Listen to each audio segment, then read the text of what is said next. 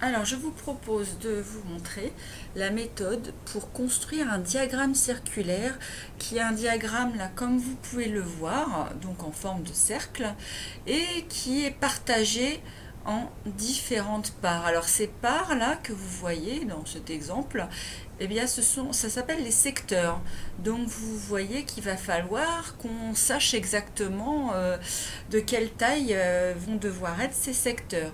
Alors pour le savoir, eh bien, il va falloir qu'on calcule, vous voyez, ces angles-là qui définissent ce partage. Donc on va voir ça ensemble à l'aide d'un exemple. Voilà, donc là on se place dans la situation de Maximilien qui a un certain nombre de figurines, donc il en a 75, et il les a réparties par type de figurines. Donc vous voyez, là dans ce tableau, j'ai fait une première ligne qui détaille le type de figurine et le nombre pour chacune des figurines. Et on voit donc le total représente 75. Alors, vous voyez une deuxième ligne que j'ai intitulée angle en degrés. Donc, c'est ce fameux angle que l'on va devoir calculer pour chacun des cas, hein, pour les dragons, les chevaliers, les chevaux, les pirates, pour savoir quel secteur ils vont occuper sur ce diagramme. Alors, comme vous avez pu voir, on va occuper l'ensemble du cercle. Et si on fait un tour complet, eh bien, vous savez qu'un tour complet, c'est 360 degrés. Voilà. Et ce qui va vraiment nous aider beaucoup, c'est qu'on se trouve dans une situation de proportionnalité, hein, c'est-à-dire que l'angle en degrés et l'effectif vont être de grandeur proportionnelle. Et ce qui fait que on se retrouve avec un tableau de proportionnalité. Et la première chose que l'on va devoir faire, eh bien, ça va être de trouver le coefficient de proportionnalité pour passer de la première ligne du tableau à la seconde ligne. Alors donc là, on retrouve les petits calculs habituels pour calculer le coefficient de proportionnalité. Donc on va utiliser les informations que nous connaissons dans le tableau et ce que l'on connaît, c'est que quand on a le total 75, ça correspond à 360 degrés. Donc on effectue 360 divisé par 75 et vous voyez qu'on trouve 4,8. Donc pour passer de la première ligne à la deuxième ligne, il suffit de multiplier par 4,8. Alors voilà, je l'ai fait pour chacun des cas.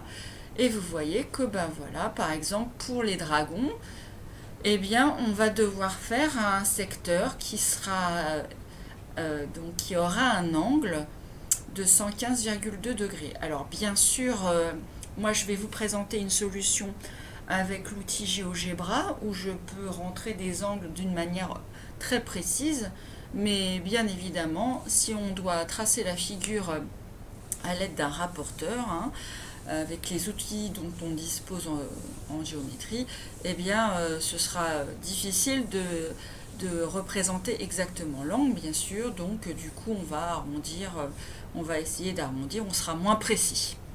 Alors, voilà. Donc, déjà, la première chose, c'est de tracer un cercle. On n'a pas besoin de se demander quel rayon va avoir ce cercle, ça n'a pas d'importance. Simplement pour avoir une meilleure visibilité et parce que c'est plus facile de travailler sur une figure qui va être plus grande, je vous invite à pas faire un cercle qui soit trop petit. Alors voilà, donc j'ai tracé un cercle et maintenant je commence tout simplement par tracer un segment qui va me servir de support pour poser mon rapporteur et je vais commencer dans l'ordre du tableau. Je vais commencer donc par reporter l'angle de 115,2 degrés. Alors au niveau du sommet qui sera situé au centre du cercle. Voilà. Donc vous voyez, j'obtiens cet angle. Ensuite, à partir de ce côté-là de l'angle, je vais reporter l'angle de 100,8 degrés. Et ainsi de suite, voilà.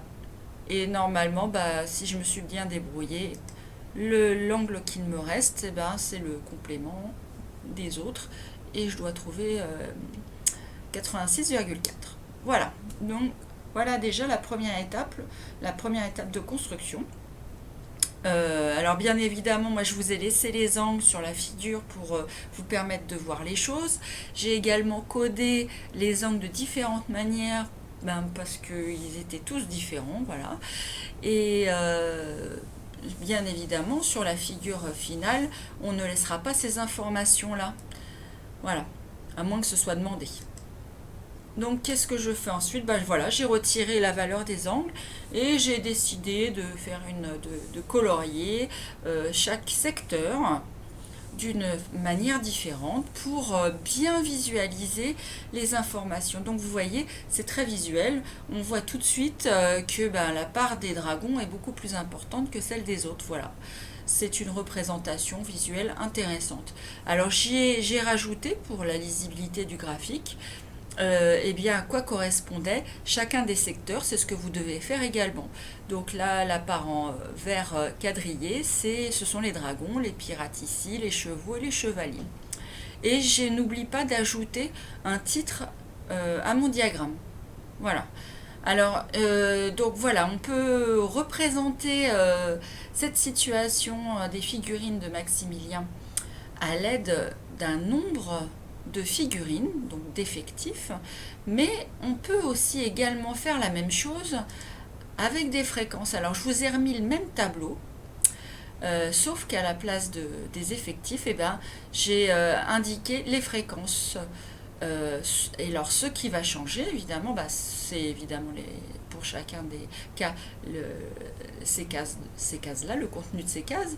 Mais aussi, attention, le total, du coup, c'est plus 75, c'est 100%, puisque mes fréquences, je les ai mises en pourcentage. Et du coup, pour passer de 100 à 360, là également, vous n'avez plus le même coefficient de proportionnalité. Alors, très vite, on trouve que 360 divisé par 100, ça fait 3,6. Et, eh bien, je retrouve exactement les mêmes angles. Voilà.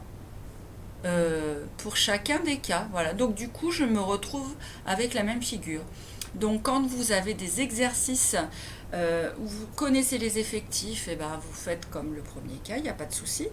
Et si vous connaissez que les fréquences, vous voyez qu'on peut également tracer un diagramme circulaire. Voilà. Donc on en a fini pour aujourd'hui.